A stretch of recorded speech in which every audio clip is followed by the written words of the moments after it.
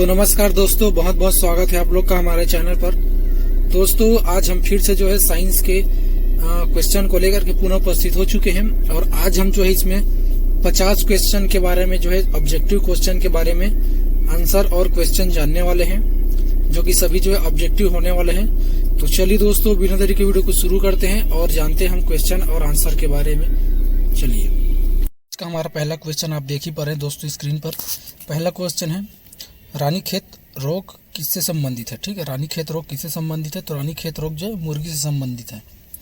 दूसरा क्वेश्चन है दोस्तों मुर्गी की सबसे खतरनाक बीमारी क्या है? तो मुर्गी की सबसे खतरनाक बीमारी जो है रानीखेत है।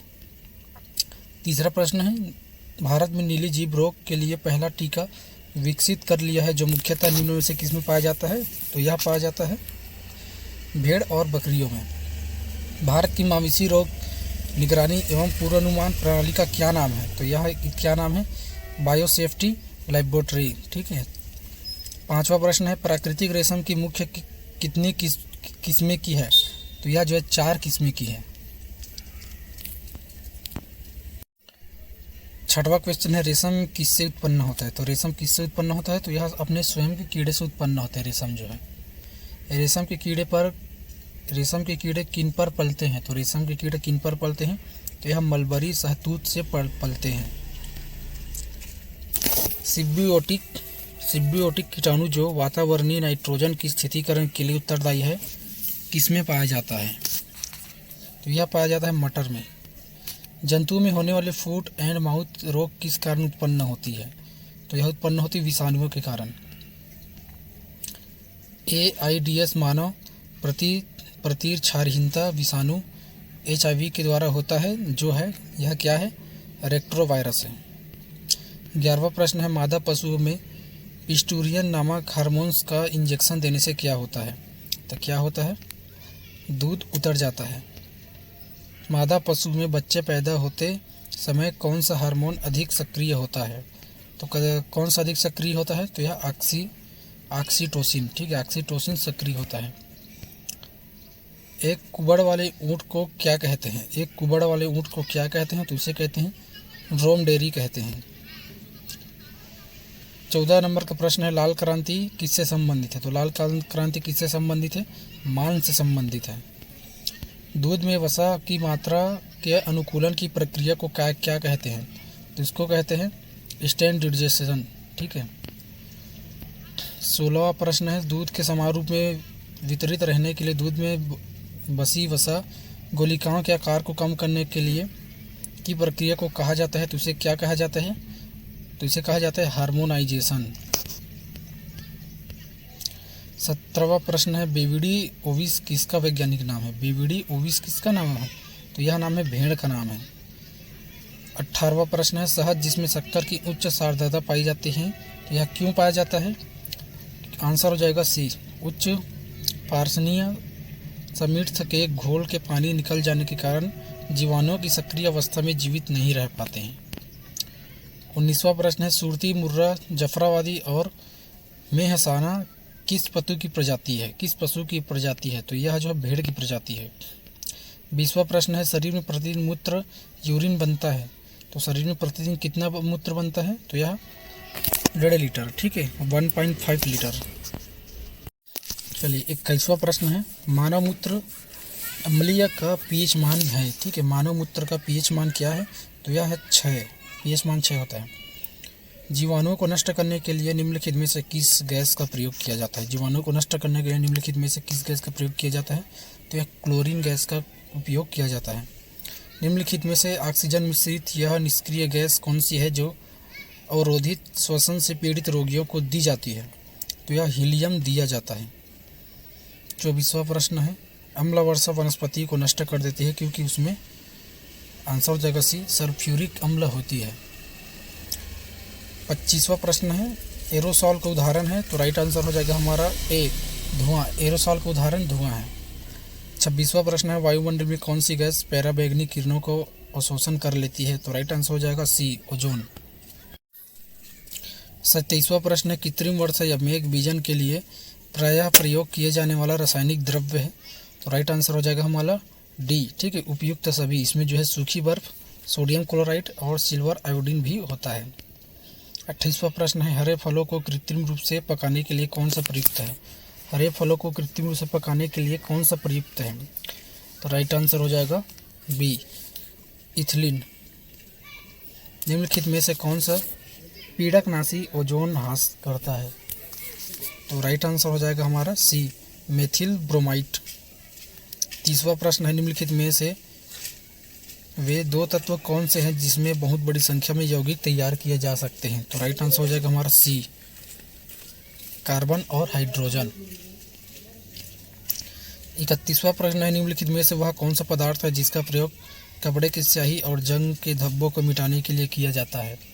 तो राइट आंसर हो जाएगा बी, ठीक है, ऑक्जेलिक अम्ल, ठीक है, ऑक्जेलिक अम्ल। 32वां प्रश्न है, उच्चतम आयनन ऊर्जा वाला तत्व है, उच्चतम आयनन वाला तत्व है, तो यह है हीलियम।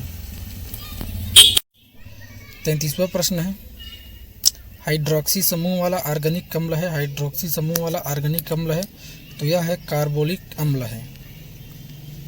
34वां प्रश्न है, कोका कोला का खट्टा स्वाद किसके अस्तित्व के कारण होता है? कोका कोला का खट्टा स्वाद किसके अस्तित्व के कारण होता है? तो यह होता है, राइट आंसर हो जाएगा ए, फास्फोरिक एसिड के कारण उसका स्वाद खट्टा होता है। 35वां प्रश्न है, निम्नलिखित में से अश्रु गैस का घटक कौन सा है? निम्नलिखित में से अश्रु गैस का घटक कौन सा है? अश्रु गैस का घटक है क्लोरोपिक्रीन, ठीक है, क्लोरोपिक्रीन। राइट आंसर हो जाएगा सी, 436, ठीक है। 36वां नंबर का प्रश्न है, बायोगैस का मुख्य घटक है, बायोगैस का मुख्य घटक क्या है? तो यह है मीथेन। राइट आंसर हो जाएगा डी, मीथेन। भीड़ को तितर बितर करने में पुलिस द्वारा इस्तेमाल की जाने वाली अश्रु गैस क्या होती है? ठीक है, महत्वपूर्ण प्रश्न है। 37 नंबर का, भीड़ को तितर बितर करने में पुलिस के द्वारा इस्तेमाल की जाने वाली अश्रु गैस क्या होती है? तो यह होती है क्लोरीन, ठीक है, राइट आंसर हो जाएगा ए, क्लोरीन। मधुमेह के रोगियों द्वारा प्रयोग में लाए जाने वाले स्वीट एक्स की कितनी ऊर्जा होती है? मधुमेह के रोग में द्वारा प्रयोग में लाए जाने वाले स्वीट एक्स की ऊर्जा कितनी होती है? तो यह होती है सी, राइट आंसर हो जाएगा सी, 0 कैलोरी। 39वां नंबर का प्रश्न है, एबेस्टॉप्स द्वारा फैला रोग होता है, एबेस्टॉप्स द्वारा फैला रोग होता है, तो राइट आंसर हो जाएगा डी, वास्तफिकी। 40वां नंबर का प्रश्न है, वह औषधि कौन सी है जो दोषिंचता को कम करती है और शांति प्रदान करती है? ठीक है, तो वह है प्रशांतक, ठीक है, राइट आंसर हो जाएगा सी, प्रशांतक। 41वां प्रश्न है, ब्रेल लिपि की खोज से कौन जुड़ा है? ब्रेल लिपि की खोज से कौन जुड़ा है? यह जुड़ा है ल्यूस ब्रेल, ठीक है, ल्यूस ब्रेल जो है ब्रेल लिपि की खोज से जुड़ा है। एलिसा प्रशिक्षण द्वारा किसका निदान करते हैं? 42वां प्रश्न है, एलिसा प्रशिक्षण द्वारा किसका निदान करते हैं? तो इसका निदान एड्स के प्रतीक्षारियों का निदान करते हैं। पार्किंसन रोग की इलाज को विकसित करने में महत्वपूर्ण योगदान देने के लिए निम्नतोत्मक में से किससे नोबेल पुरस्कार प्रदान किया गया था? तो इसको जो है अरविंद कलार्सन को प्रदान किया गया था। 44वां प्रश्न है हमारा, भारत का बहुउद्देशीय दूरसंचार उपग्रह एसेंस 2E कहाँ से छोड़ा गया था? तो इसे छोड़ा गया था कोर्रू से छोड़ा गया था। ग्रीन हाउस प्रभाव के लिए मुख्यतः जिम्मेदार वायुमंडल में कौन सी गैस है? ठीक है, ग्रीन हाउस प्रभाव के लिए मुख्यतः वायुमंडल में कौन सी गैस जिम्मेदार है? तो यह है कार्बन डाइऑक्साइड गैस जो है जिम्मेदार है। 46वां प्रश्न है, निम्नलिखित में से कौन सी गैस सबसे अधिक विषाक्त है? ठीक है, यानी कि विषाणु है। तो सबसे अधिक गैस कार्बन मोनोऑक्साइड जो है सबसे विषाणु है, कार्बन मोनोऑक्साइड। ओजोन परत का अवक्षय मुख्यतः किसके कारण से होता है? ओजोन परत का अवक्षय मुख्यतः किसके कारण से होता है? तो यह होता है क्लोरोफ्लोरोकार्बन के कारण। ठीक है, तो यह क्लोरोफ्लोरोकार्बन के कारण होता है। ऑटोमोबाइल वाहनों द्वारा निष्कासित मुख्य नुकसानदेह गैस जिससे वायु प्रदूषण होता है, निम्नलिखित में से कौन सी है? तो यह जो परत यह है कार्बन मोनोऑक्साइड है। 49 नंबर का प्रश्न है दोस्तों हमारा, निम्नलिखित में से कौन सा पौधा घर प्रभाव ज़्यादा असर डालता है? निम्नलिखित कौन सा पौधा घर पर अधिक प्रभाव डालता है? तो यह डालता है जल वाष्प।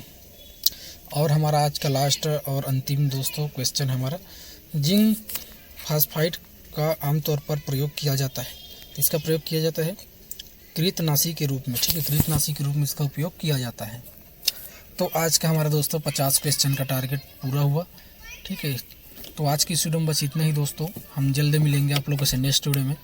वीडियो अगर अच्छा लगा तो लाइक कर दीजिएगा, शेयर कर दीजिएगा और सब्सक्राइब कर लीजिएगा हमारे चैनल को।